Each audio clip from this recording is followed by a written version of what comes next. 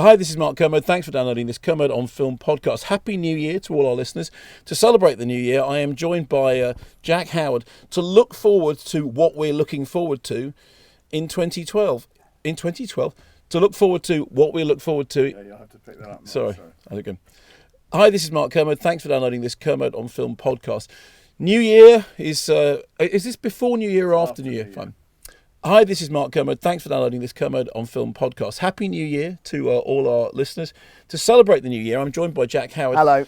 Looking forward to what we're looking forward to in 2020, other than Trump losing the presidency or being impeached, which I think would be the blockbuster hit of the year. So what I did, I looked through the list of films that are coming up, and I've got some movies down in the month that they're coming out in the UK, but we don't need to stick rigidly to that.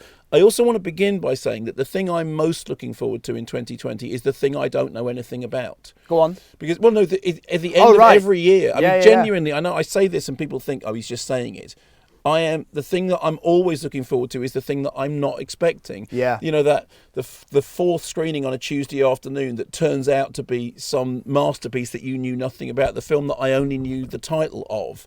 So, what was that in 2019 for you? Well, weirdly enough, it's something that's actually coming out in 2020, which we'll talk about in just a second, which is opening, I think, in January or February. February, I think it is. But it's always the unexpected stuff. I mean, I remember seeing, a couple of years ago, seeing the Celine Sciamma Girlhood, Born to Fit, and just being completely knocked out by it and not knowing anything about it in advance. So, if we look just at the immediate months, because we're now into sort of awards season, so there is stuff coming out in January and February. And I suppose we're building towards the BAFTAs and the Oscars yeah. as well. So stuff that's in contention, but some of which I've seen, some of which I haven't. So 1917, I really enjoyed. So in the future, when you are listening to this, I have seen it. Yeah. I'm seeing it at the weekend, but at the moment, it still is on. It's like maybe out of all the ones that are in contention for the awards, it's the one that I haven't seen yet. Okay. I mean, I really liked it. I'm very, very excited about it. It's very experiential. Yeah. It's very much that whole the kind of the illusion of the one-shot thing. And of course, gorgeous George Mackay, who is just great in everything. And I think the score's terrific. Roger Deakins. Yeah. I mean, you can't go wrong. Right? I know. And I think Sam Mendes is doing this thing where he's sort of following behind Christopher Nolan in a very strategic way. Like, I think, whether it's intentional or not, but Nolan seems to be carving out a path, and then Sam Mendes is taking advantage of that. I think that with Skyfall, which was basically the Bond's version of Dark Knight, and then Dunkirk, and now this, it feels a little bit like he's got that same sensibility. And when I interviewed him for Spectre, I talked to him about the fact that on Spectre was a lot of Christopher Nolan's crew. Yeah. It was a lot of it was his editor Lee Smith, it was Hoyte van Hoyte who shot it. And I was like, is that a coincidence, or is and he was like, well, there's only a certain amount of people who can make films like this. And he was like, I think Skyfall's closer to a Nolan film than this is. But I was like, I just get the impression that he's very much taking advantage of the footprints that Nolan is leaving. Yeah. And I think he's a wonderful filmmaker. I think American Beauty is one of my favourite films of all time. And he clearly knows what he's doing, but I think that he is looking at original filmmaking like Nolan and going, I'm just going to piggyback on that a little bit. But maybe 1917 is nothing like Dunkirk. I don't think it is at all. Chris Pine was offered a role in the Nolan film. He said, "No, Dunkirk. It's nothing like Dunkirk." Coming out. I didn't even know that was a joke. I was like, what? Cap just. That joke's been making me laugh. People are always asking, like, I can't believe you get to make things with Mark Kermode. What's it like? That's what it's like. Yeah. Okay, so also out in January. So tell me if you've seen any of these: The Personal History of David Copperfield, Dark Waters, and The Lighthouse. Now, of all of them, The Lighthouse is the one I'm looking forward to the most. I'm really looking forward to The Lighthouse. When I was in Los Angeles recently, I went to go see a lot of films. People ask me what it's like working with Jack Howard, and that's what it's like. I was having dinner with Ron Howard. Anyway, I told you I do a thing. I was with Dean. Joss Whedon last night. Yeah, Joss, shut up. I really was though. Yeah, I'm sure you were.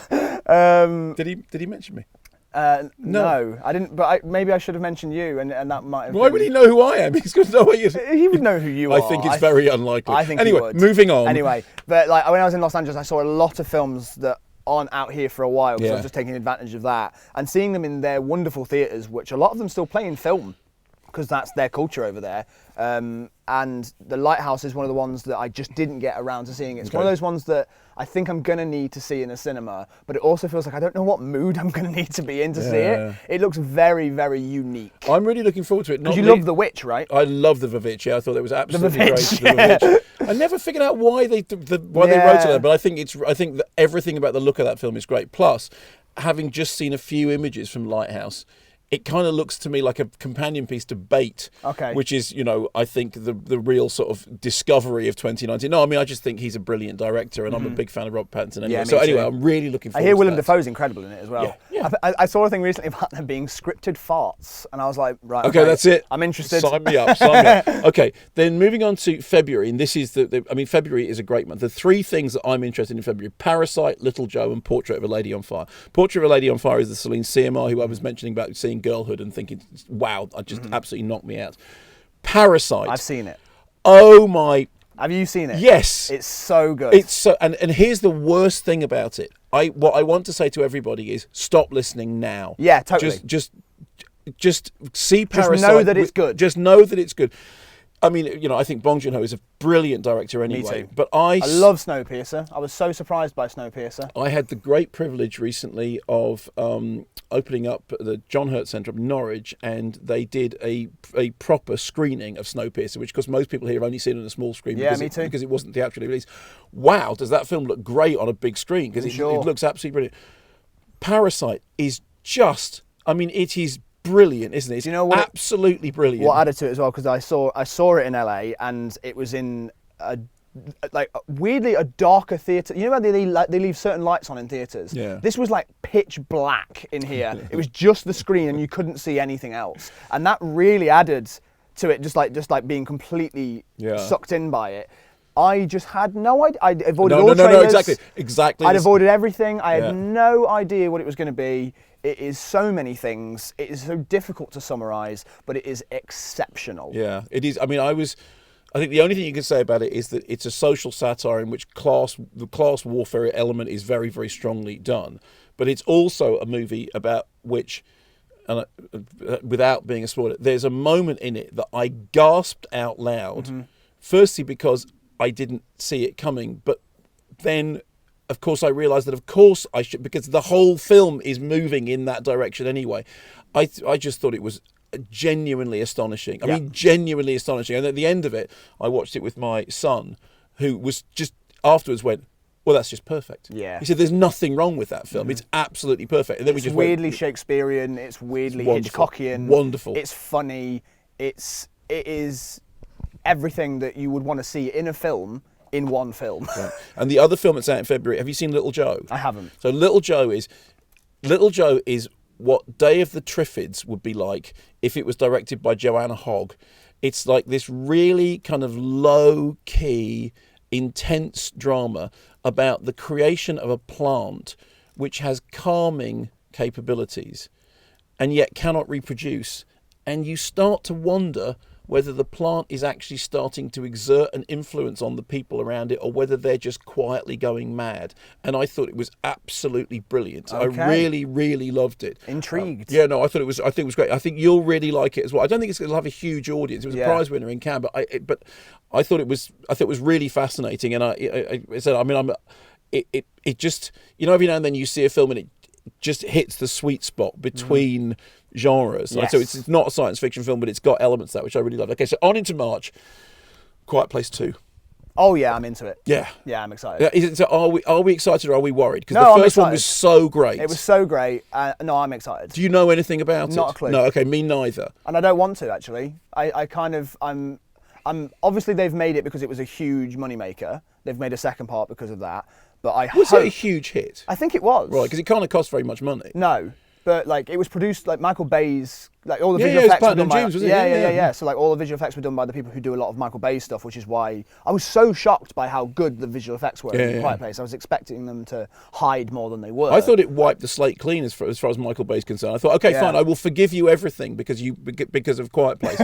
And not everything. No, not everything. Yeah. But I want Quiet Place 2 to be great. Incidentally, that same month, Peter Rabbit 2.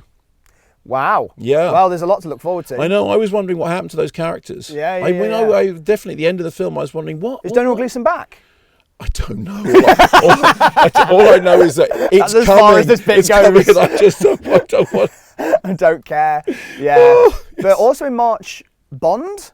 Yeah, no, March. That's April Bond. Is that I think. April? Yeah, so April. I think it's the very beginning of April. Yeah. No Time to Die. Now, so let's do No Time to Die. Okay. Firstly, what a terrible title. There's still time to change the title, everybody. Okay. Like we'll all be like, fine, if you choose to do a different one. If you call it anything other than No Time to Die, When which I is heard a that, terrible title. I was like, this sounds like a cheap knockoff video game version of a Bond film. Yeah. No Time to Die is going to be the last Bond film that Daniel Craig does.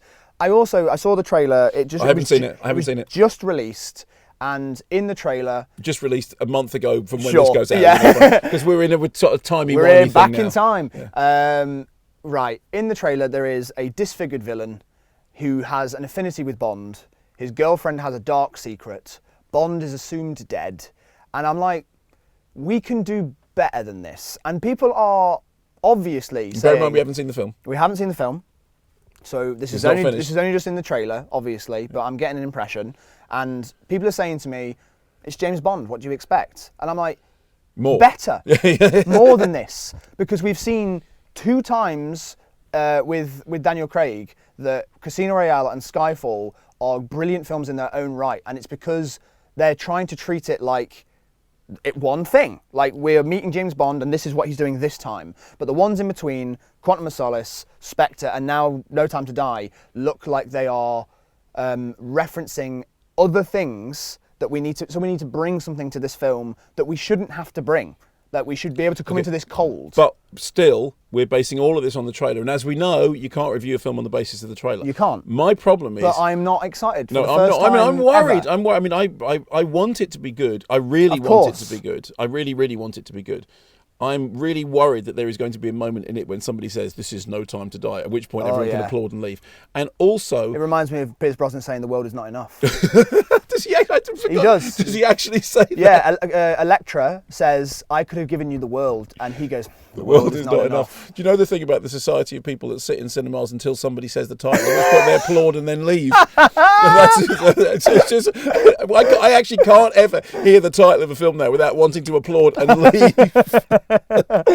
Yes, and then up and out. All right, but hey, it might be great. It might be great, or it might be fine, or it might be bad. I really wanted it to be Danny Boyle or Danny Boyle, but and I am disappointed that it's not. But then, you know, Cary Fukunaga is a great director. Like, you haven't seen True Detective, I imagine? No. Yeah, True Detective was really, really good. Okay. He also made a series on Netflix called Maniac, which I've seen some of, but not all of, and is wonderfully directed. It has a very specific, dark, cold tone. So if he brings that type of sensibility to a Bond film, I'll be very interested in just how different that feels. Do you want to know the last 2 television series that I've seen in their entirety? Go on.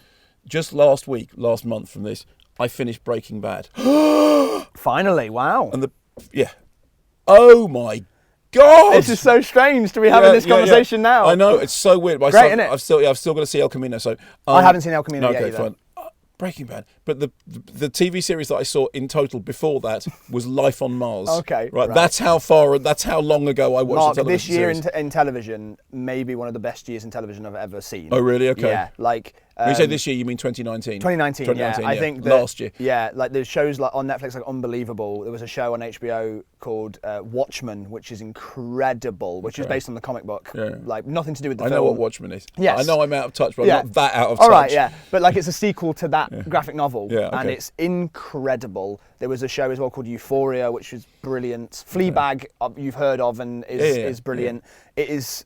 And the filmmaking in television. Fleabag. I mentioned only in passing. Really? All right. She won an Emmy recently. That's so cool. Because that show is you know, is so special. Yeah. And I think that what I'm loving so much about television at the moment is it feels like everything that people are complaining about on a large scale about cinema, I think all the interesting and more experimental filmmaking is actually happening in television at the moment. Okay. On a larger scale. But Breaking Bad. But Breaking Bad is so good. Oh my God. shocked. And I was the last.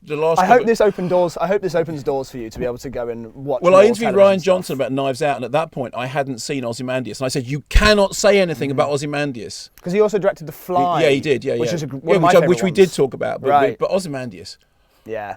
Oh my god. Anyway, fine. So moving on. Okay, so we also just talked about Breaking Bad. Also in April, Rocks, the Sarah Gavron film, which has been a huge festival favourite. Oh, I've not heard about this one. And that's the film which wherever it's played has absolutely taken the roof off. Sarah Gavron's a really interesting director. People have compared it to like The Breakfast Club and said it's like really, really, really. I'm so interested. Yeah. So and I think she's a really interesting filmmaker, and I'm really looking forward to that. Can I just ask, because we've gone quite far on now, and I wonder whether or not this would have made it on the list. But is Honey Boy coming out next year? Honey Boy's this week, so Honey Boy. It's already out. Honey Boy. Yeah. What did you think? I loved it. Yeah, it's interesting, isn't it? Yeah, it's my second favourite film of the year. Okay. So of 2019, my films go Marriage Story, number one, then Honey Boy, then Parasite. Yeah, I'm going from here to interview Noah Baumbach. We're good friends. We're very close. Oh, mate. Can you just tell him how special that film is, No. please? From me. Yeah, no, Honey Boy. No, because you didn't mention me to Joss Whedon. Why should I mention you to Noah Baumbach? Because I've asked. Oh, okay, fine. Right. Okay, so Honey Boy has happened. Okay, Honey Boy's so already fine. happened. Yeah. Okay, so moving on now to May. The two things that jumped out for me are Artemis Fowl. Legally Blonde 3. Oh, wow, I forgot. I know. Now, I have no idea whether it's going to be any good. I mean, I love Legally Blonde. Hang on, have we missed Mulan? That's around about the same time. I think that's around March. But isn't... Correct me on this. Hasn't Mulan basically been finished forever? I don't think so. Okay. Are you thinking that it's been in like development or something like that? Well, I know they've been fiddling around with it for a long time. Tell me about this? Is the live action Mulan? The live action Mulan. So tell me what you're at, because in my time, the trailer came out yesterday. Okay. And I have not cared about any of the live action remakes that Disney you care has about done. this? And I care about this. Okay. Because it looks like it's been made by filmmakers. Okay. It looks like it doesn't look like a Disney film. Right. Weirdly, it looks like a proper film. It looks like it's about what it's about, rather than being like, we're going to take this and do like a light kids thing. Okay. It looks like an intense version. It looks like a proper remake. It looks like they're taking the source material and going, but now we're going to do this in it. And so it's got like a grandiose version of the Mulan song in the trailer, which obviously creates a lot of nostalgia anyway. Okay. But just the images, I was like, because when I didn't see Aladdin, but I saw the trailer for Aladdin, and when I watched it, I was like, this just looks plastic. Everything about this looks like there's no personality behind it, and Mulan looks like it's been made by somebody who really cares and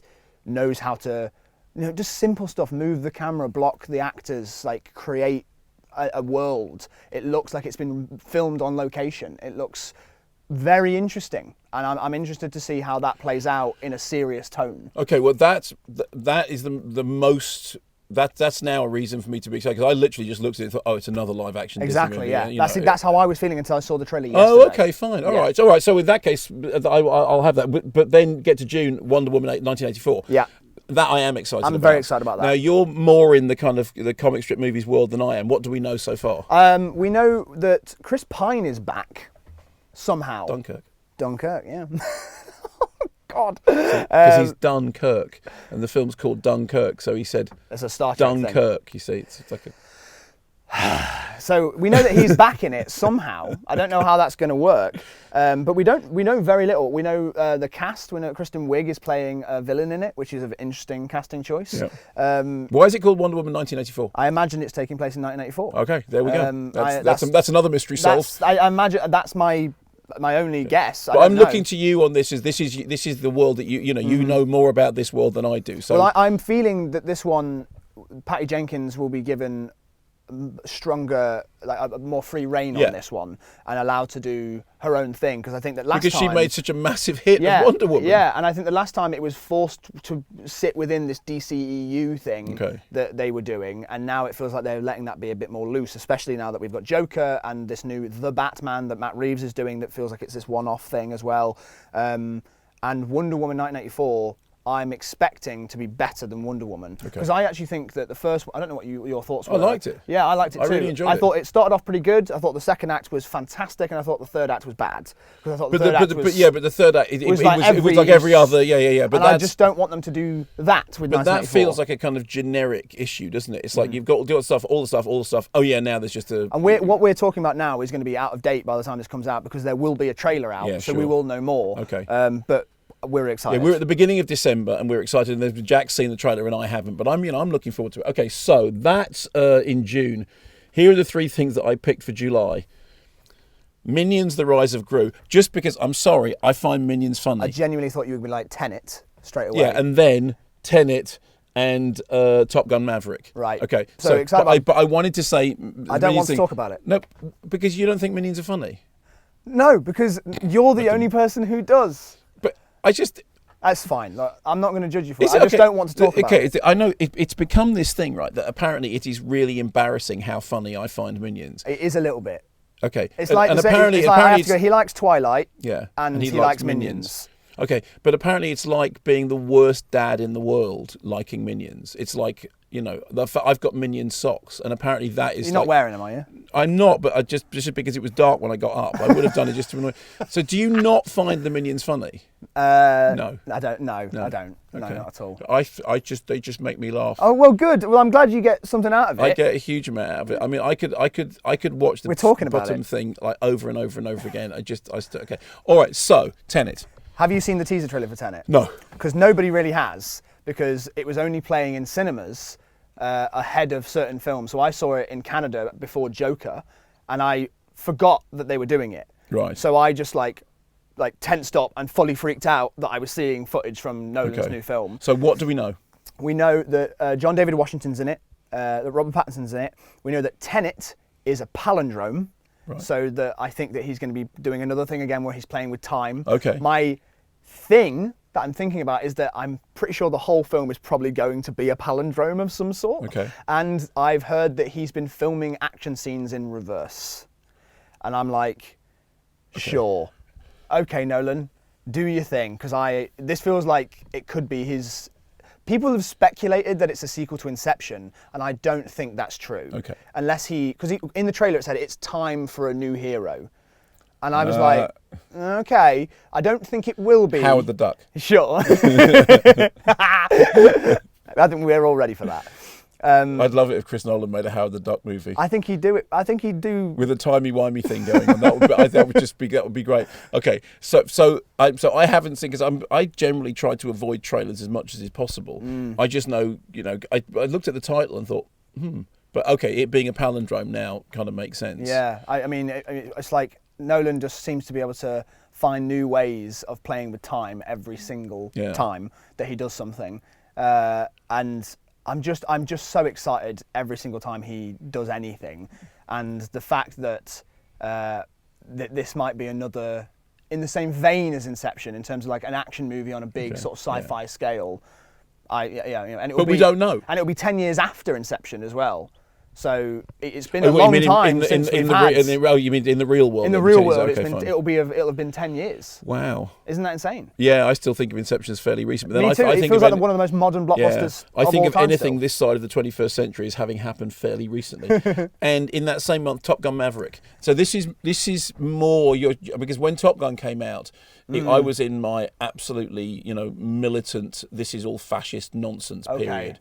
And it was only years later I went to there was an academic conference on musicals, and somebody did a brilliant paper on how the jet fighters are used as musical dance numbers, and they were talking about the cutting of the danger zone sequence. And it just helped you watch it differently. Yeah, it just helped me get beyond the it's all fascist propaganda thing, Because so where are you with Top Gun? So I enjoy the first Top Gun kind of like it's dated in my head because I watch those sequences and all I see is like, oh, you filmed this, but like it's nonsense. Like I can't tell where anyone is or what's going on, and it's very, very 80s. Yeah. In a way that I sometimes just find funny because it's so in that time period. But this new one, because Tom Cruise is Tom Cruise, He's really flying planes. That in the trailer there is a shot of him like taking off, like with the camera strapped to the front, and it's clearly him, clearly really flying a plane.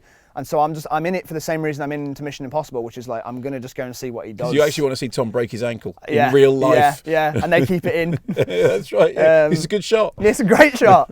So I'm just excited to see how the spectacle of it in IMAX and just the thrill of that. I'm excited. Okay, all right. Well, again, I mean, I'll have to go back and revisit because I haven't seen it since it came out, and I just sat through the whole screening going harumph. Yeah, sure. Because I had all this baggage about it, and then later on I interviewed Tim Robbins, and he said, yeah, you want to look into how that film got financed. He said, that film could not have got made without the cooperation of the Navy, and he said, so basically it is paid for propaganda. Sure, yeah. So, I don't doubt it. Yeah.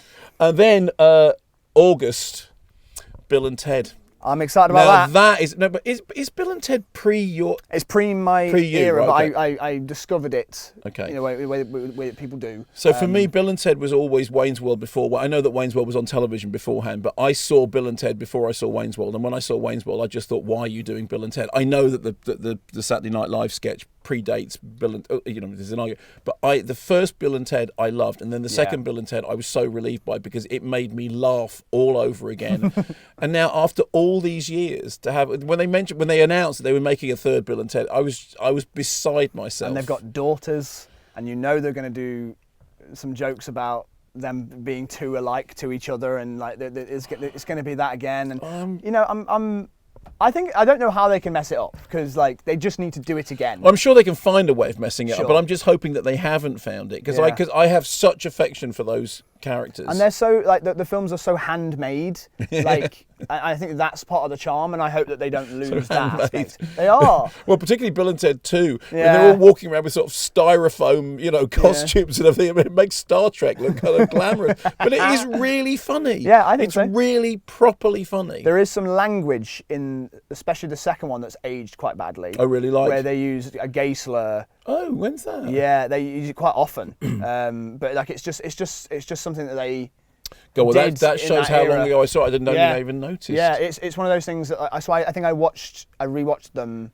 So recently. They haven't aged well. So they've aged fine. Okay. But like it's just occasionally there's like, oh yeah, that was a different time. Like, and it's right. And it's not just like the villains are saying it. Like Bill and Ted also will say it. Okay. So there's things like that. Well, you can fling that same accusation about Wayne's World. Totally. I mean, there are whole things in Wayne's World. There's so many comedies and things like that that we can look back on and go, oh, that's not great, is it? But like.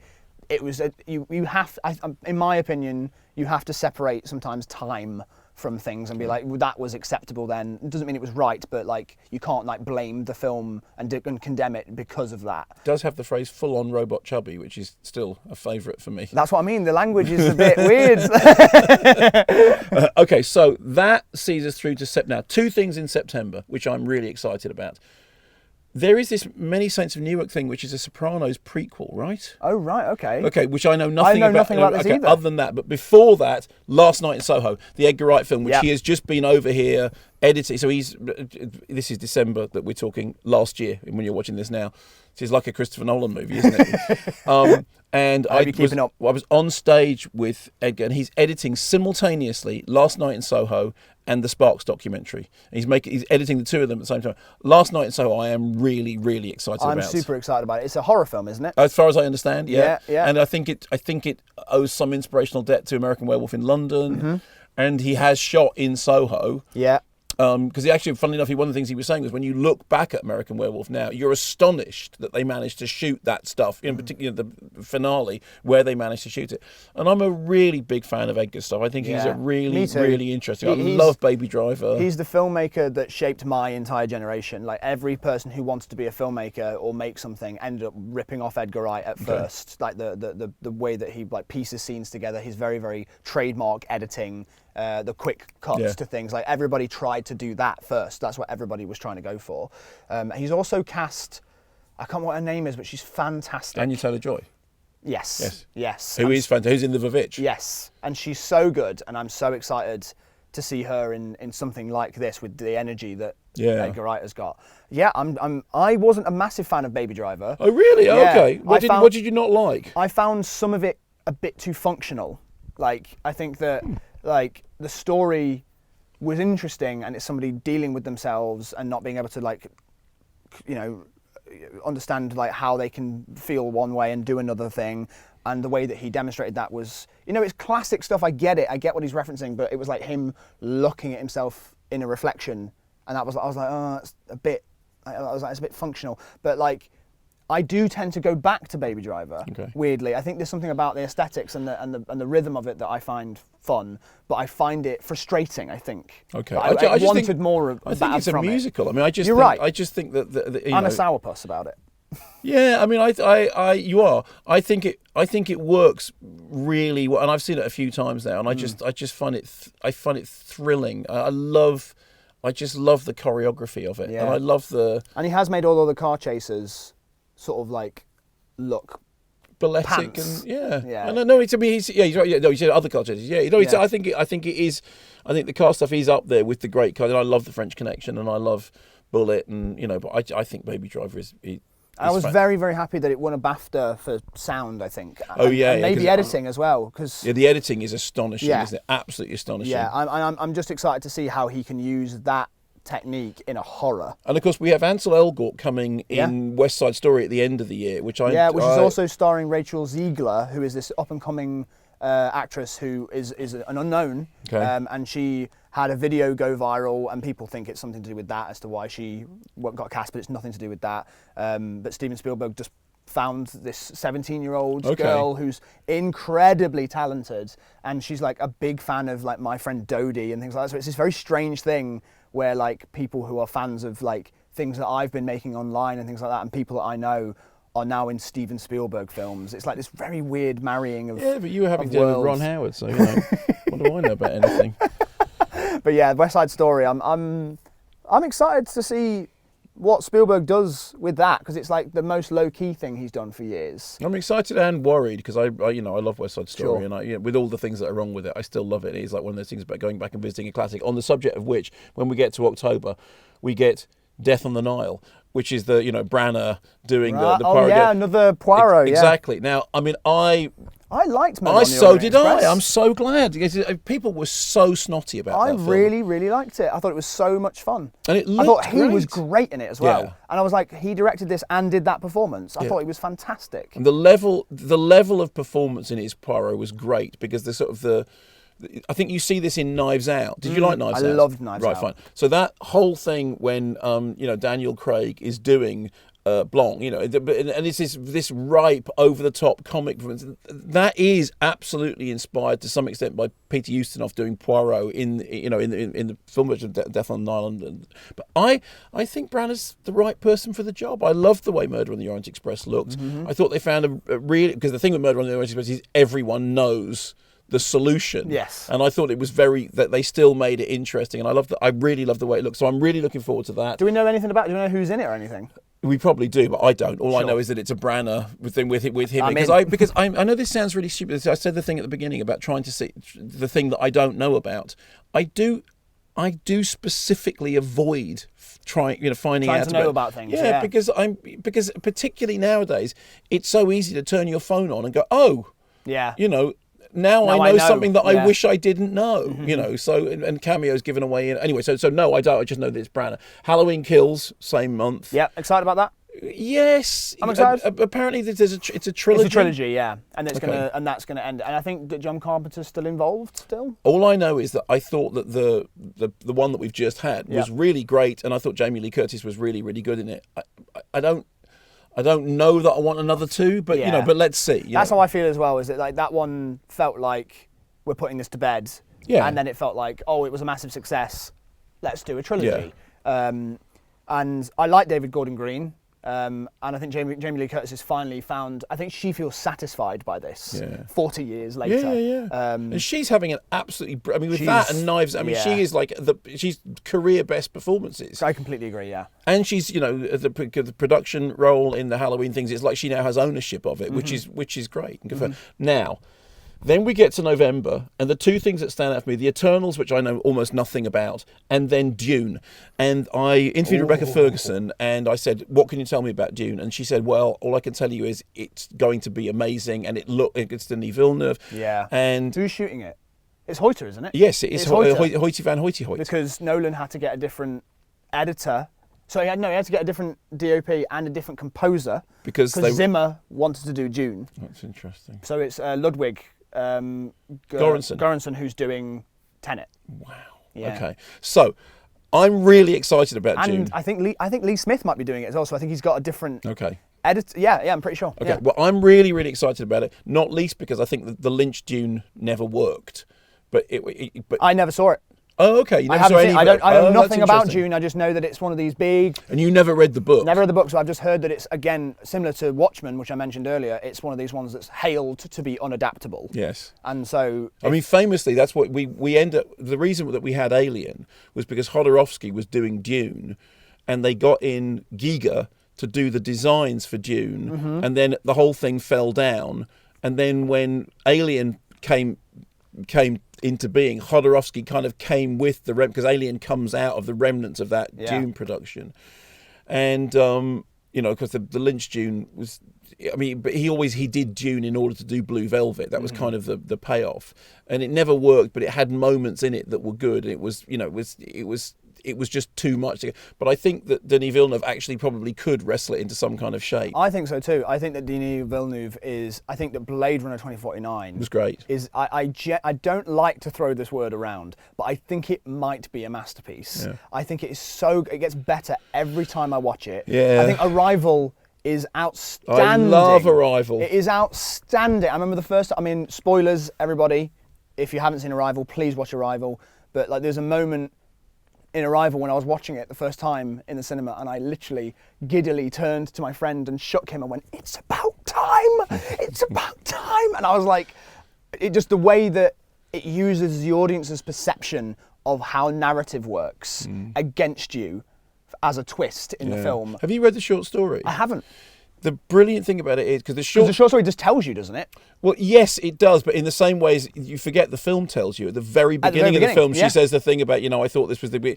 And the short story absolutely draws on all that stuff from Kurt Vonnegut and Kilgore Trout and the Tralfamadorians perceiving time in a different way. Mm-hmm. And when I was a kid, I just read Kurt Vonnegut. I loved Kurt Vonnegut. And that was one of the things that Vonnegut was absolutely obsessed with, was the idea of time. And this comes back to the Chris Nolan stuff. Yeah. It's all that kind of thing about the way in which you perceive time is... there's a brilliant bit in Slaughterhouse-Five in which Billy Pilgrim discovers that the Tralfamadorians see time as a whole rather than as a thing. Mm-hmm. And he says, well, that's brilliant because now it means you don't have wars or anything. You go, no, we have wars. We just perceive them in a different way. And Arrival was one of those movies when, as you say, you go, yeah, and actually the weird thing is when you know what's going on, it's better. Yeah. Because the second time round, it's a completely different experience. So good. Yeah. It's so great. And I love like Nolan and Denis Villeneuve and people who use time in cinema and they make it a part of the narrative. But I also love lately Greta Gerwig's approach to cinema. I think also has a similar relationship with time, but she doesn't point it out. Okay. I think that Lady Bird and Little Women, especially Little Women actually, use time in a very like... Is Greta Gerwig making the Barbie film? I think I did hear about this. With Noah Baumbach writing the script and Margot Robbie starring. Right, this sounds made I'm up. going to go. No, I'm about to go from here to Noah Baumbach, and I'm going to. By the time you watch this will all be. But it's. I look at it. Maybe, yeah. All right, sure. Okay, so look, that's taking us to the end of the year. What am I missing? What are the things that you're? I thought it was pretty thorough. That was pretty thorough. That was pretty thorough. I did my homework. The thing I wanted to talk about was a look ahead to the awards. Okay. And I wanted to know what your thoughts were. You mean the Oscars? In the Oscars and the BAFTAs, who are we thinking is going to be leading the way at this time, where we're sitting right now? Okay, so I think that Hilda Gudnadottir will win Best Score. I hope she does. Yeah, I think there's no question about her nomination. I think that she'll Randy win. Newman should be nominated for Marriage Story as well. I thought his score was good. really unique. And Thomas Newman will get nominated for 1917. Sure. But I think that Hilda Gudnadottir will win. I hope she does. I don't know what else will happen with Joker because I was talking just last last night to a very good friend of mine within the industry who said you have to remember that an awful lot of the Academy voters are 70-year-old farts who hate Joker. Yeah. And so, when we talked about Joker, I know, I actually thought it wasn't even going to get nominated for Best Film because of the backlash against it. Yeah, I was like, hand him the award now. Who's going to compete with him? And now, where I'm sitting now, I'm like, I think he'll get nominated, but I would give it wholeheartedly to Adam Driver in Marriage Story, who I thought do you think he will win? I think at the moment it seems like he's on the right track to win. Okay. I think emotionally, just personally, I would want him to win because I thought it was so beautiful what he did, so quiet and complex and nuanced. Yeah, except when he sings the song. I love that bit. I know, so do I, but that's the one bit where it's not quiet because that's the bit when sure. he said, yeah, being alive. Yeah, yeah. And I'm not even a Sondheim fan, but I thought, wow. Yeah, and I think that's the clip they'll show, and I think that's weird, but I reckon that's the bit that stands out. But I think he should, and I hopefully think he will win. I also think that Parasite is undoubtedly going to win for Best Foreign Language and hopefully just gets nominated. I haven't even seen the front. It is up for Foreign Language Film? Oh, it's not. It's not been revealed or anything yet. There's nothing nothing's been nominated. No, but it has been submitted. It is the official submission. Oh, I assume. It must be, yes. Hopefully it gets nominated for Best Picture as well. Because there's this weird thing about the way the Oscars work is that foreign language film have to be submitted by the country. In the BAFTAs, film not in the English language is any film not in the English language. At the Oscars, it's like the French film has to be submitted by France. Right. And you go, why? Because foreign countries are only allowed to have one good film a year. Yeah. It's like this really nuts selection process. That's bizarre. Yeah, I know, and I've never fully understood, and I always thought that the Oscars have always had a botch with that. But I mean, I absolutely love Parasite. The Adam Driver thing is interesting. There is the Netflix thing counting against it, but I think that maybe the Oscars have kind of got over that, despite Steven Spielberg and all that. It feels like they might have, because I think The Irishman's going to be a big hitter as well. I think The Irishman's going to get nominated for a lot of things. Oh, do you think? Okay. I'm just getting the feeling that it might get nominated for a lot Roma of stuff. won Best Picture, so that's kind of... No, it didn't. It didn't. What did? Green Book won Best Picture. Oh, no. Oh, yes, of course. No, you're absolutely right. Roma won Best Foreign Language Film. Yeah, and it won BAFTAs, and he won Director. Okay, can I just say, that is the driving Miss Daisy case in point. It's less than a year ago, and I've already completely forgotten about Green Book. Yeah. Oh, my word. I know, yeah. Oh, my word, it didn't. It won Best Foreign Language Film. Yeah. Because Green Book beat Black Klansman. Yeah. I mean, that is the driving... If you've Spike Lee, right? Yeah. That's twice. Yeah. They gave him a screenplay. Yeah, but that's twice. You lost out to Driving Miss Daisy, and then you lost out to Green Book, the film that no one can remember, the film that less than a year later I'd forgotten existed. Yep. Good heavens. Yeah, so I'm hoping, because it's been such a great year for film, I'm hoping that sort of thing doesn't happen again this year, but who knows what will happen. But I've just got a good feeling about, like, Marriage Story, Parasite, The Irishman. I hope a thing that I have my fingers crossed for is that I hope that Shia LaBeouf wins for screenplay for Honey Boy. Oh, okay. Because that film was written as a therapy exercise. I know, in rehab, and now has become this story. And I think that is a great Oscar story as well. I think they'll love that, like turning your pain into art, and here it is, and here's an award for it. Like, well done. I think that's a great Oscar story. But I commend it. Have you seen Uncut Gems yet? No. You see, because I haven't seen it yet, but everyone tells me, everyone keeps saying Uncut Gems, you know how much you love Punch Drunk Love, and I love the Safdies anyway. They keep saying Adam Sandler up for an Oscar, and I mean that's there's part of me. It's going to be a packed category. Like at the moment, it's like Joaquin Phoenix, there's Adam Sandler, there's Robert De Niro, there's Adam Driver. There's so many brilliant performances at the moment that I'm like, I don't know where it's going to go. The only thing I think is save money. I've got to go in a minute because I've got to go and see Noah Baumbach. Okay. Literally, he's waiting at a hotel going, where is he? It's like, comes a Friday, he doesn't ring, he doesn't write. I think the only dead cert, and I will say this, this is a dead cert, is Hilda Gudnadottir. I think that is an absolute, not least because it's a way of, firstly, her score is brilliant. It is. But secondly, it's a way of giving an Oscar to Joker without giving an Oscar to Joker. We love the score. Mm-hmm. And I think that those are I don't think it's going to get nominated for picture. I'll be surprised if it does. But and director and things like that. It won't, isn't it? Won't it get nominated because they have the expanding category that can go up to 9, and they want a blockbuster in there, and that is a blockbuster because it's the biggest selling R-rated movie. The other one is maybe Endgame gets in there as well as like, because another one that I was rooting for. Endgame for Best Picture rather than Joker. That's I wouldn't do that. I wouldn't do that. But like another one I was rooting for, but I don't think will happen now, was Robert Downey Jr. for actor as well. For doing 10 years of a character arc that's not been done before.